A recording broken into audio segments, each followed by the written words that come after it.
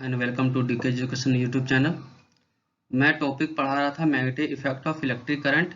ये आज का लास्ट वीडियो है इस टॉपिक पे। इस पे दो मैं टॉपिक पढ़ाया हूँ, एक इलेक्ट्रिक जनरेटर और दूसरा है डोमेस्टिक इलेक्ट्रिक सर्किट्स पढ़ाया हूँ। इस पे एक और वीडियो आएगा, उसमें मैं सामने आके पढ़ाऊँगा, उसमें समझाऊँगा कि कैसे राइट हैंड रूल का यूज़ होता है, कैसे फ्लेमिंग लेफ्ट हैंड रूल का यूज़ करेंगे और कैसे फ्लेमिंग राइट हैंड रूल का यूज़ करेंगे। ठीक है, अगर ये चैनल को अगर सब्सक्राइब नहीं किए तो जाके सब्सक्राइब करें ताकि आपको नया नया वीडियो मिलता रहे, और इसको लाइक करें और अपने दोस्तों को शेयर करें। और अगर कोई कमेंट होता है, अगर कोई क्वेरी होता है तो आप जाके नीचे डिस्क्रिप्शन में लिख सकते हैं। ठीक है, वीडियो कैसा लगा वो भी जाके आप लिख सकते हैं। तो देर ना करते हुए चलिए चलते हैं इस टॉपिक पे। देखिए, इलेक्ट्रिक जनरेटर है, ठीक है, ये इलेक्ट्रोमैटिक इंडक्शन पे बेस्ड है। ठीक है, and the experiment study above the generate include current which is usually very small. This principle is also employed to produce large current for use in home और industry. इससे हम लोग इलेक्ट्रिसिटी जनरेट करते हैं बहुत ही बड़ी मात्रा में, जो कि हम लोग इंडस्ट्री और होम में यूज़ करते हैं, और डिफरेंट फील्ड में भी हम लोग यूज़ करते हैं, स्कूल में भी यूज़ करते हैं। ठीक है, तो इसमें क्या है कि जो इलेक्ट्रिक जनरेटर है वो मैकेनिकल एनर्जी को यूज़ करता है और रोटेट करता है उसका कंडक्टर।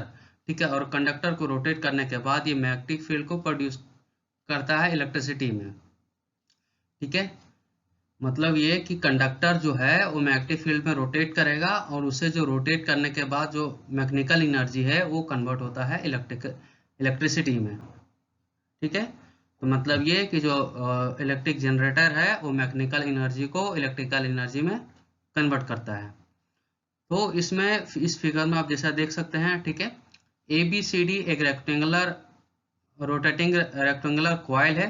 ठीक है, ये ABCD, ठीक है, और प्लेस्ड है दो परमानेंट मैग्नेट के बीच में। दो पोल है, एक नॉर्थ पोल एक साउथ पोल। ठीक है, उसके बीच में प्लेस्ड है, बहुत ही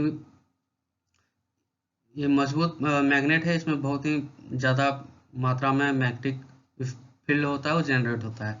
ठीक है, इसमें से दो कॉइल लगा हुआ है, दो कॉइल कनेक्टेड है दो रिंग से, रिंग 1 और रिंग 2। ये देखिए, रिंग 1 और रिंग 2 से कनेक्टेड है। फिर ये जो inner side of the rings है आर मेड इंसुलेटेड। इसका जो इनर साइड है रिंग का वो इंसुलेटेड है। ठीक है, ताकि इसमें से करंट ना पास हो। और फिर जो दो ब्रश है B1 और B2 वो कनेक्ट है इसी से। ठीक, देखिए ये यहाँ से कनेक्ट है, यहाँ से कनेक्ट है रिंग से। ठीक है, एक एक्सल ये लगा हुआ है, ये है एक्सल। ठीक है, जो कि घूमता है।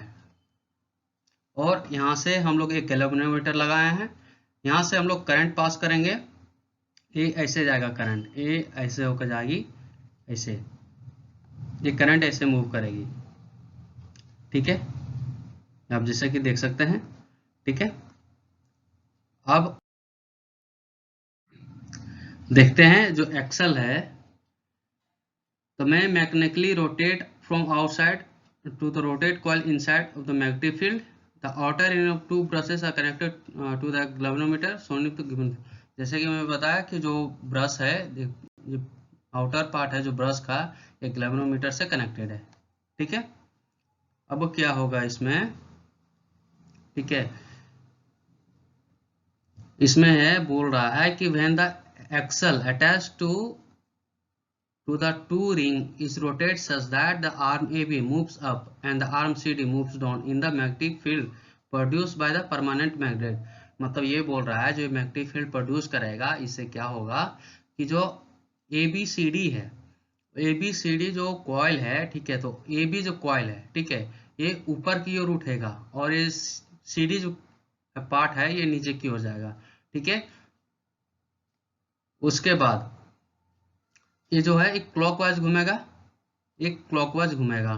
ठीक है, by applying Fleming's right hand rule the induce current are set up in this arm along the direction of AB and CD। मतलब अगर हम लोग right hand Fleming right hand rule अगर लगाएंगे, ठीक है, फ्लेमिंग राइट हैंड रूल लगाएंगे तो मैग्नेटिक फील्ड इधर है, मैग्नेटिक फील्ड है, फोर्स ऊपर जा रहा है, मैग्नेटिक फोर्स, तो करंट होगा इसमें इधर जाएगा। अगर यही मैग्नेटिक फील्ड इधर है, ठीक है, ये मैग्नेटिक फील्ड है, फिर जो इसमें से लगेगा फोर्स, मैग्नेटिक फोर्स और नीचे है, तो करंट किधर आएगा, करंट इधर आएगा। ये है राइट हैंड रूल, ठीक है, इसको हम लोग यूज करेंगे। इसमें यूज होगा कि करंट किधर से किधर फ्लो करेगा, ठीक है। तो आधा डायरेक्शन जाते ही, ठीक है, ये हाफ आएगी इधर, ठीक है, मतलब ये कि जो रेक्टेंगुलर कॉइल है, ठीक है, ये आधा घूम गई, ठीक है, ऊपर आ गई। अब ये बी और यहाँ पे सी है, डी है, तो अब क्या करेगा कि ये फिर मूव करेगा, ठीक है, तो ये ऊपर जाएगी और फिर ये नीचे जाएगी, ठीक है, ये ऊपर फिर ये नीचे, नीचे जाके फिर ये ऊपर आएगी और ये फिर नीचे जाएगी, तो इससे क्या होगा, डायरेक्शन इसका चेंज होगा, ठीक है। इसमें बोल रहा है the induced current are set up this arm along the direction of ABCD, thus an induced current flow in the direction ABCD if there are larger number of turn in the coil, the current generated in each turn add up to give large current through the coil। मतलब ये बोल रहा है कि अगर coil में जितना number of turn होगा कॉइल का, उतना ही ज़्यादा करंट जनरेट होगा। बहुत ज़्यादा होगा तो बहुत ज़्यादा मात्रा में करंट जनरेट होगा। This means that the current are external in the external flow from B1 to B2। मतलब ये बोल रहा है जो एक्सटर्नल सर्किट है इसमें से B1 से B2 की ओर फ्लो कर रहा है, ठीक है, जैसे कि मैं पहले बताया हूँ, ठीक है, तो ये B1 से B2 की ओर फ्लो करेगा। अब आगे आते हैं। After half rotation the arm CD moves up and AB moves down. जैसा कि मैं पहले बताया कि आधा आ जाने के बाद ये जो कॉइल है, ठीक है, ये जो CD है इधर आ जाएगा और AB है ये इधर जाएगा।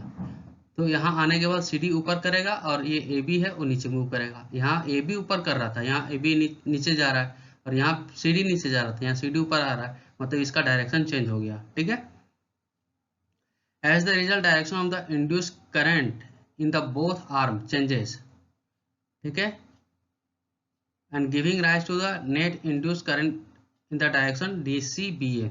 तो क्या होगा उसके बाद जो डायरेक्शन है वो यहाँ से इधर चेंज करेगा, ऐसे मूव करेगा DC, ठीक है, ये यहाँ D है, यहाँ पे C है, तो ये DC यहाँ से मूव करेगा, इधर से मूव करेगा। मतलब पहले क्या जा रहा था ABCD, पहले जो करंट का है ABCD जा रहा था, करंट का डायरेक्शन, अब करंट का डायरेक्शन क्या होगा, DCBA।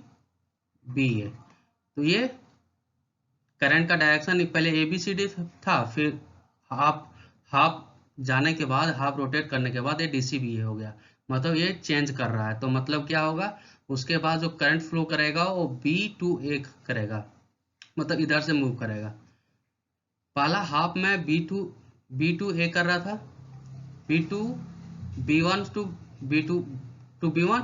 अब आधा रोटेट हो जाने के बाद एक डायरेक्शन B1 to B2 जाएगा, ठीक है, ये चेंज हो रहा है, ठीक है। तो इसमें बोल रहा every half rotation the polarity of the current respective arm changes. जैसे कि ये चेंज हो रहा है, आधा रोटेशन होने के बाद जो करंट का डायरेक्शन है वो चेंज हो रहा है, ठीक है। Such a current which changes direction after equal interval of time is called alternative current। Abbreviation इसको AC लिखते हैं। मतलब कि जो डायरेक्शन है करंट का, अगर कोई इक्वल इंटरवल के बाद अगर चेंज करता है तो उसको अल्टरनेटिव करंट बोलते हैं। मतलब ये कि आधा रोटेट किया, आधा रोटेट करने के बाद पहले ABCD गया, फिर DCB आया, मतलब आधा रोटेट किया, आधा तक ABCD में करंट फ्लो किया, फिर आधा में DCBA करंट फ्लो किया। तो ये इक्वल इंटरवल हो रहा है, मतलब आधा आधा पीरियड में ये चेंज हो रहा है, तो इसको ही अल्टरनेटिव करंट बोलते हैं। मतलब कोई भी इक्वल इंटरवल में अगर करंट का डायरेक्शन अगर चेंज होता है तो उसको अल्टरनेटिव करंट बोलते हैं, ठीक है। इसमें बोल रहा है कि this device is called AC generator, इसको एसी जनरेटर बोलते हैं, ठीक है। To get direct current which does not change direction with the time, मतलब ये कि जो डायरेक्शन होता है अगर ये डायरेक्शन नहीं चेंज करेगा, मतलब अगर एक रोटेशन में, पूरा रोटेशन में जो हर्स में रोटेशन कर रहा है उसमें से जो करंट है, ठीक है, करंट का अगर direction A B C D रहा तो एक करंट अगर नहीं चेंज कर रहा तो अगर करंट नहीं चेंज कर रहा है तो ये डीसी हो जाएगा, मतलब direct current.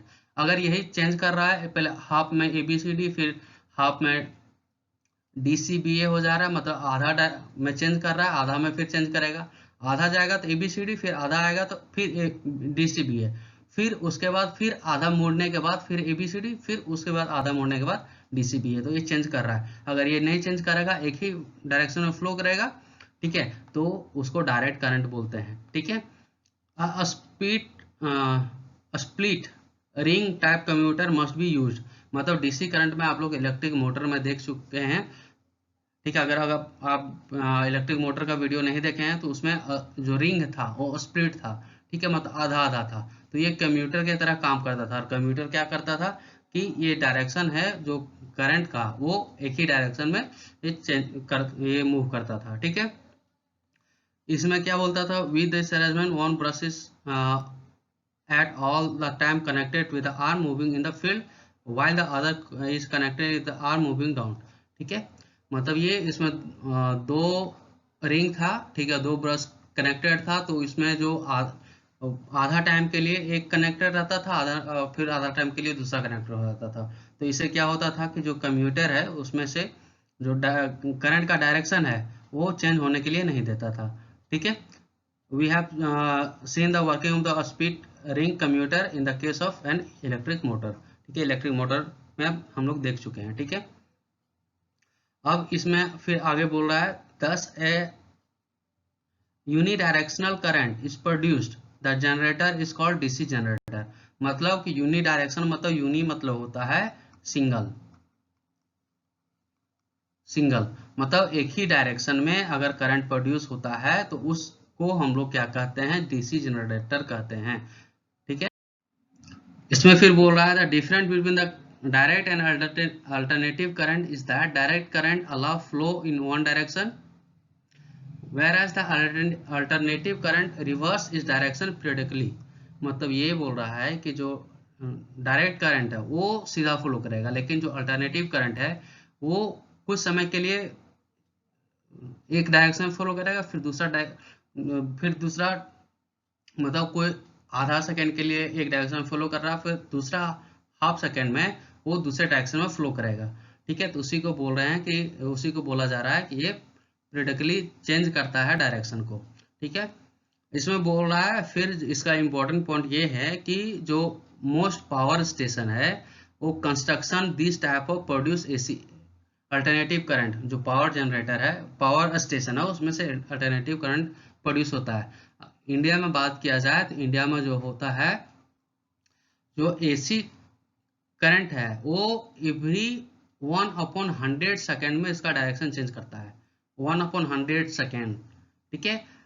That is the frequency of AC is 50 hertz, ठीक है। इसका जो फ्रीक्वेंसी होता है 50 हर्ट्ज होता है, मतलब 1/100 सेकेंड में इसका डायरेक्शन चेंज होता है, और इसका जो फ्रीक्वेंसी होता है वो 50 हर्ट्ज होता है। An important advantage of AC over DC is that electric power can be transmitted over long distance without much loss of energy, मतलब एसी करंट में क्या होता है कि जो इलेक्ट्रिक पावर होता है जो उसका अगर बहुत ही दूर हम लोग को लेके जाना है, इलेक्ट्रिसिटी को सप्लाई करना है, तो इलेक्ट्रिसिटी लॉस नहीं होता है, लेकिन डीसी करंट में ये लॉस हो जाता है, ठीक है।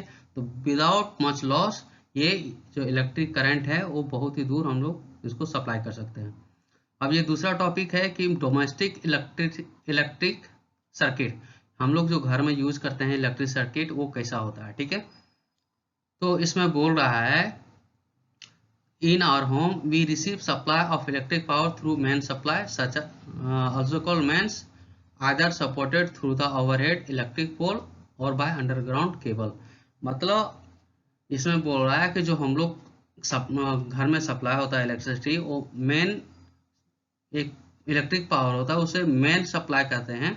मेन सप्लाई से मतलब एक तार से आता है, जो कि हम लोग एक होता है या तो फिर जमीन से ऊपर एक पोल रहता है उससे आता है, या फिर ये इलेक्ट्रिक सर्किट जमीन के नीचे, ठीक है, जमीन के नीचे इसको बिछाया जाता है, उसे इलेक्ट्रिक सर्किट इलेक्ट्रिसिटी पास किया जाता है केबल से, ठीक है। तो ये दो विधि है जिससे कि इलेक्ट्रिसिटी सप्लाई होता है डिफरेंट डिफरेंट एरिया में।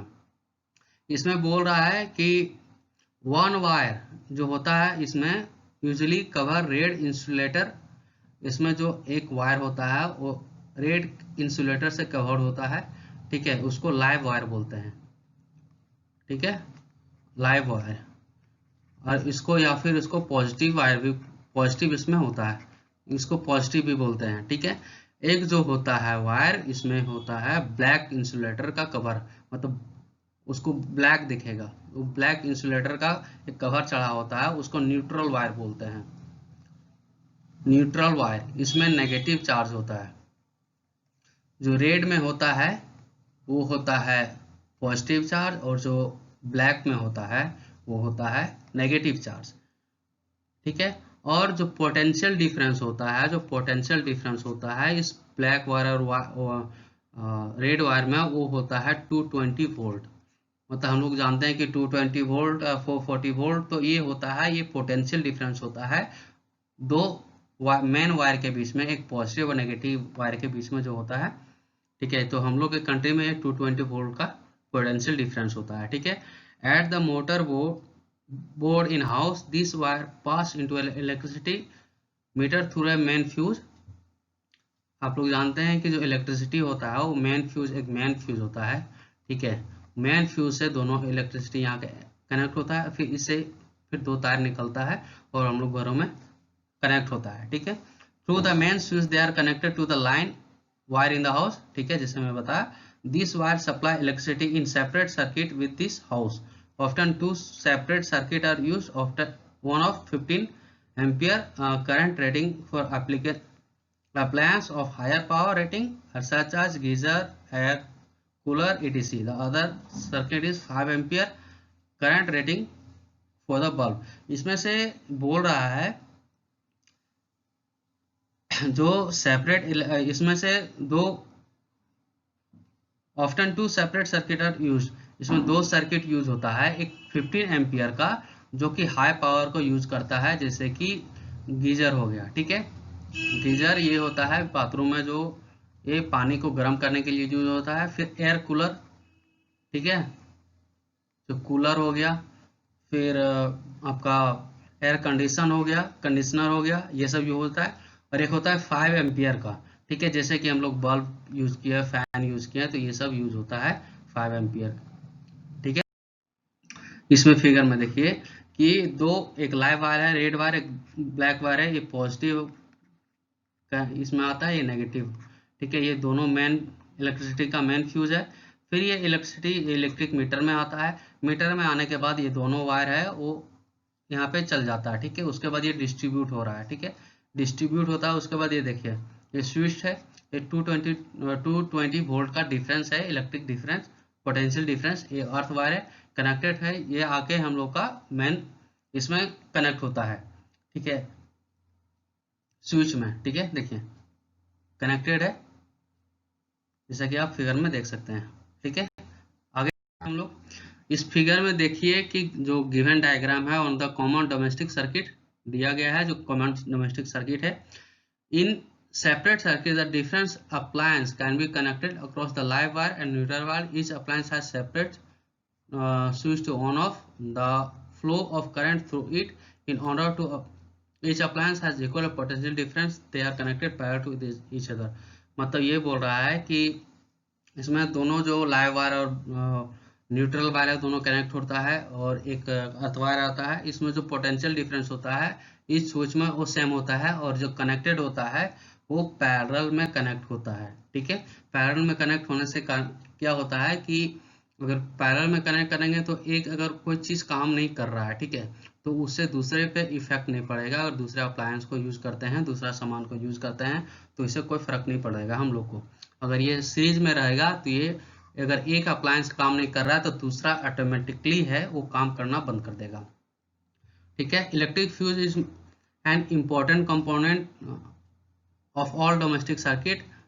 A fuse is a circuit prevent damage to the appliance and circuit due to overloading। मतलब कि एक जो इसमें एक और इम्पोर्टेंट चीज है वो है फ्यूज।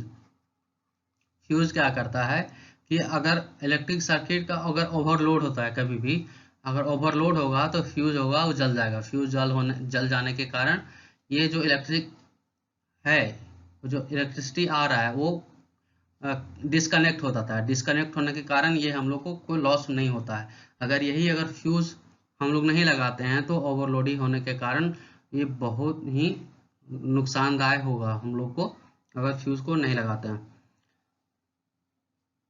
वही ओवरलोडिंग है can occur when the live wire and neutral wire come into direct contact. मतलब ये बोल रहा है ओवरलोडिंग कब होता है, जब लाइव वायर होता है और जो ब्लैक वायर होता है वो दोनों आपस में सट जाएगा। ठीक है, अगर कांटेक्ट में आ जाएगा तब ओवरलोडिंग होता है। This occur when the insulator of the wire is damage और there is a fault in the appliance. मतलब ये बोल रहा है कि जो इंसुलेटर है उसका वायर है वो डैमेज हो गया। मतलब कि ये ब्लैक, ये रेड है, ठीक है, और ये ब्लैक है। अगर दोनों ये इंसुलेटर है ये अगर जल जाएगा और जल जाने टच करेगा तो टच करने के कारण ये ओवरलोडिंग होता है।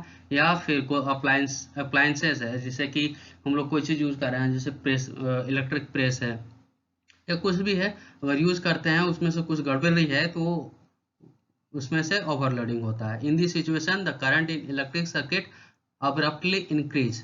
मतलब ओवरलोडिंग में क्या होता है, जो करंट होता है उस सर्किट में बहुत ही अचानक से बहुत ही ज़्यादा बढ़ जाता है और इससे क्या हो जाएगा, शॉर्ट सर्किट। एंड इसको क्या बोलते हैं, इसको बोलते हैं short circuit. This is called short circuit. Short circuit में क्या होगा, घरों में कभी कभी आग भी लग जाता है शॉर्ट सर्किट के कारण। मतलब वही ध्यान नहीं रखने, फ्यूज अगर सही नहीं है, ठीक है, अगर लाइव वायर और न्यूट्रल वायर अगर एक दूसरे के कॉन्टेक्ट में आ गया, ठीक है, तो ये अचानक से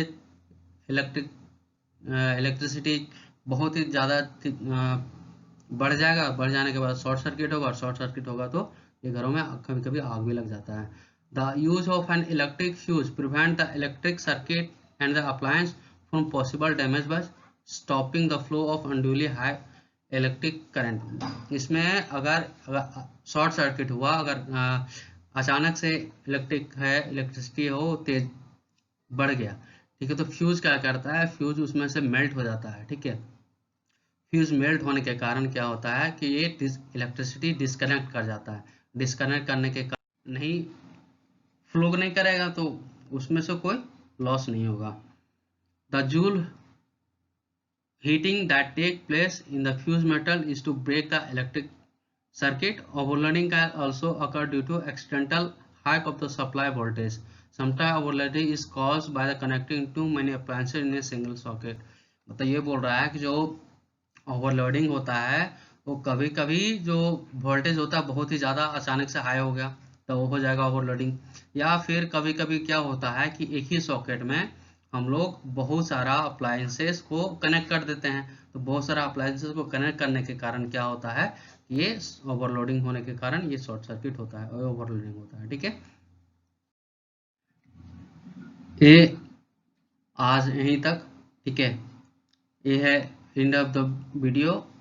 आप इसको अगर अच्छा लगा तो लाइक कीजिए, कोई डाउट हो रहा है तो कमेंट कीजिए। ठीक है, कोई भी तरह का प्रॉब्लम हो रही तो कमेंट कीजिए, इसको अपने दोस्तों के साथ शेयर कीजिए और सब्सक्राइब कीजिए इस चैनल को ताकि आपको नया नया वीडियो मिलता रहे।